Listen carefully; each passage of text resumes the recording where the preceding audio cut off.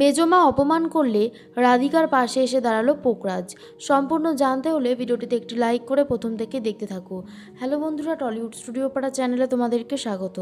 গল্পের শুরুতেই আমরা দেখতে পারি যে অঙ্কিতা বলছে, রাধিকা তুইও যাবি না আমার আশীর্বাদে? এটা কি মেনে নেওয়া যায় বল? রাধিকা বলছে, তুই তো জানিস দি ভাই, আমার ওই পোকরাজকে দেখলে মাথাটা গরম হয়ে যায়, আর আমি নিজেকে একদম কন্ট্রোল করতে পারি না। তার থেকে আমি যাব না, ওটাই ভালো হবে। আর তখন অঙ্কিতা বলছে, তুইও যাবি না বলছিস, পুপে সোনাও যাবে না, তাহলে আমরা যাব কয়জন? হ্যাঁ, এটা করলে কিন্তু খুব ভুল হবে।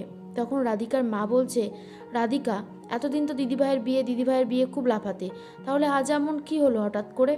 দেখো, এসব কথা বাদ দাও। আর এই সমস্ত দিন তো আর রোজ রোজ আসবে না। এগুলো এগুলো খুবই সীমিত সময়ের জন্য আনন্দ। তাহলে চলো না যাই, কেন এরকম করছো? তখন রাধিকা বলছে, না আমি কিছুতেই যাব না। এরপর তখন কুশলবাবু বলছে, শোনো রাধিকা, তোমার যেটা মনে হয় তুমি এখন সেটা করতে পারো না। তুমি যেই এক্সকিউজটা দিচ্ছ সেটা একদমই লিগ্যাল না। তার জন্যই আমি বলছি তোমাকে যেতে হবে। পুপের একটা সমস্যা আছে, তাই পুপে যাবে না বলেছে, কিন্তু তোমাকে যেতে হবে। আর তখন রাধিকা বলছে, আমি যেতে পারি শুধুমাত্র একটা শর্তেই, আর সেটা হলো পুপে সোনাকে যেতে হবে। তখন পুপে বলছে, ইম্পসিবল, আমি ওই বাড়িতে কোনোভাবেই যাব না।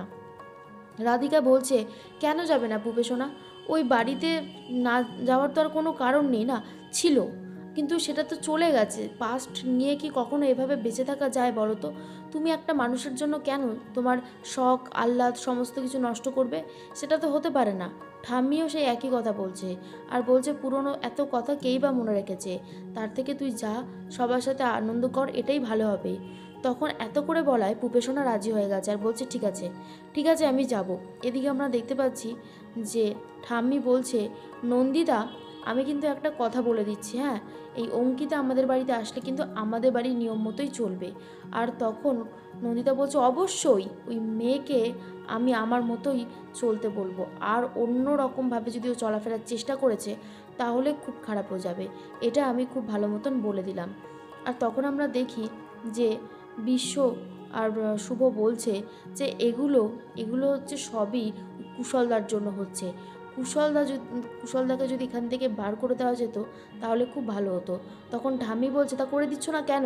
তোমাদের বাবা তো চিরকালই ওরকম করে এসেছে, আর এখন সেটাই করবে, কুশলকেই সব কিছুর আগে রাখবে।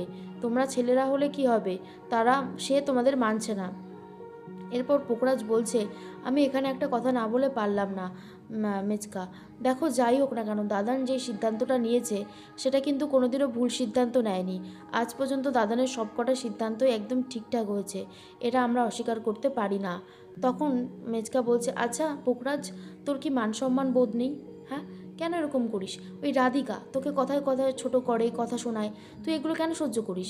পোকরাজ বলছে, সহ্য করি না তো, আমি তো প্রিন্সিপাল স্যারকে ওর নামে কমপ্লেন জানিয়েছিলাম, সব কিছুই তো ঠিক হচ্ছিল। এরপর তখন পোকরাজের মা বলছে, পোকরাজ তুমি ইদানিং দেখতে পাচ্ছি রাধিকার প্রতি একটু বেশি দুর্বল হয়ে যাচ্ছ। ওই বাড়ির মেয়েগুলো না জাদু জানে, আর কিছু বলার নেই। তখন ঠাম্মি বলছে, এসব কথা থাক, কিছুক্ষণ পরে ওনারা আসবেন, নিশ্চয়ই বাড়ি ভর্তি সব লোক চলে আসবে। পোকরাজ বলছে, এ কি, ওদের তো নেমন্তন্ন করাই হয়েছে আসার জন্য, তো ওরা তো আসবেই, এটা তো আবার বলার মতো কি আছে? আমি তো সেটাই বুঝতে পারছি না। এরপর আমরা দেখতে পারি যে পোকরাজ বলছে, ভালোই ভালো সব কিছু হয়ে যাক, সেটাই তোমরা প্রে করো, নাহলে কিন্তু অনেক বড় গণ্ডগোলও হতে পারে। তখন শ্রেয়ান বলছে যে এই যে রাধিকার ব্যাপারটা নিয়ে আমি বেশ দেখছি তোর মধ্যে একটা অন্যরকম রাগ কাজ করে, কেন বলতো? তখন পোকরাজ বলছে, কারণ রাধিকা আর আমি যখন একসাথে হই তখন ও আমাকে দেখলে ঝগড়া করে, আমি ওকে দেখলে ঝগড়া করি, ওর আর আমার কোনোদিনও মিলমিশ হবে না, বুঝতে পারলি? শ্রেয়ান বলছে, শোন, ব্যাচেলার পার্টি দিচ্ছি, যাবি তো? পোকরাজ বলছে, অবশ্যই, তুই আমাকে আমাকে আবার জিজ্ঞেস করছিস? অবশ্যই যাব আমরা, ইভেন আমাদের বন্ধুবান্ধবীও যাবে। আর তখন আস্তে করে পোকরাজকে সরিয়ে নিয়ে যায় শ্রেয়ান আর বলছে, দেখ রাধিকা, তোর সাথে তো তোর এত ঝামেলা, তুই যদি পুরুষ মানুষ হোক তোর হোস, তাহলে তোর অ্যাটিটিউডটা ধরে রাখার চেষ্টা কর, বুঝতে পারছিস তো আমি কি বলতে চাইছি? তখন পোকরাজ বলছে, কি বলতে চাইছিস বলতো তুই? শ্রেয়ান বলছে, এবার কি তোকে সব খুলে বলে যেতে হবে? দেখ, আমার মনে হয় ওকে পার্টিতে ডাকা উচিত। আর তখন পোকরাজ বলছে, মাথা খারাপ নাকি, ও আর আমি একসাথে থাকলেই ঝামেলা বাঁধে। শ্রেয়ান বলছে, আরে না না, দেখ ওখানে রাধিকাকে তুই অনেক কিছুই চাইলে করতে পারিস, ওর ঘুমোরটাকে না ভেঙে দে জাস্ট। এই কথাটা শোনার পর পোকরাজ বলছে, শ্রেয়ান দা তুই ভুলে যাচ্ছিস, তুই ওর দিদিকে মানে অঙ্কিতা দিকে তুই বিয়ে করতে চলেছিস, আর সম্পর্কে ও তোর শালি হবে, তুই শালির সম্পর্কে এরকম মন্তব্য করতে পারিস না।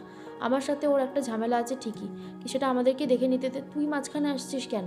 আর এই সমস্ত কী ধারণা তোর মনে, ছি ছি, এগুলো শোনাও পাপ। তখন শ্রেয়ান মনে মনে বলছে, বাবা, রাধিকার ওপর দরদ উতলে উঠছে।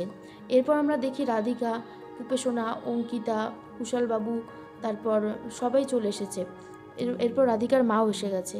আর ঠিক সেই সময় মেজমা রাধিকাকে দেখেই অপমান করতে শুরু করে দেয়।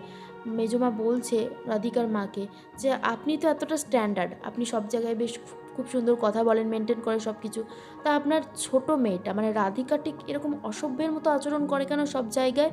এই কথাটা শোনার পর রাধিকার খুব খারাপ লাগে, আর পোকরাজ তাকিয়ে রয়েছে। আর পোকরাজ মনে মনে বলতে থাকে, না না, রাধিকাকে এরকমভাবে ছোট করাটা বাড়িতে ঠিক হচ্ছে না, আমাকে কিছু বলতেই হবে। তাহলে বোঝাই যাচ্ছে মেজমা যে রাধিকাকে অপমান করছে সেটা একদমই সহ্য করতে পারছে না পোকরাজ। তার মানে বোঝা যায় পোকরাজ কিন্তু সত্যিকে সত্যি আর মিথ্যেকে মিথ্যেই বলতে ভালোবাসে, সে কখনোই দু নম্বর কথা বলে না।